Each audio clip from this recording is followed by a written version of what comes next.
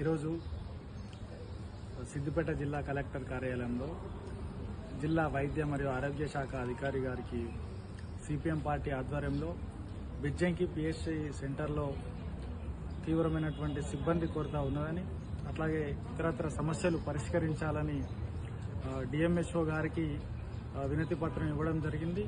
మరి మన బిజ్జంకి మండల కేంద్రంలో ఒక మేల్ సూపర్వైజరు, అట్లాగే స్టాఫ్ నర్సులు, అట్లాగే 6 ఏఎన్ఎంలు ఉండాల్సింది 2 మాత్రమే ఉన్నారు. మరి వీరిని వెంటనే సిబ్బందిని నియమించాలని కోరడం జరిగింది.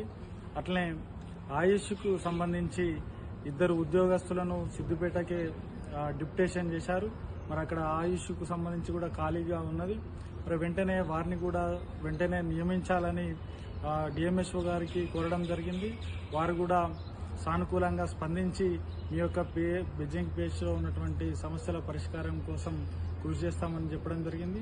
మరి బిజ్జంకి మండల కేంద్రంలో ఉన్నటువంటి పిహెచ్సి సెంటర్లో ఉన్నటువంటి సమస్యలను పరిష్కరించాలని కోరుతూ ప్రజలందరికీ కూడా అందుబాటులోకి ఉచిత వైద్యాన్ని, మెరుగైన వైద్యాన్ని అందించడం కోసం కృషి చేయాలని సిపిఎం పార్టీగా వారిని కోరడం జరిగింది.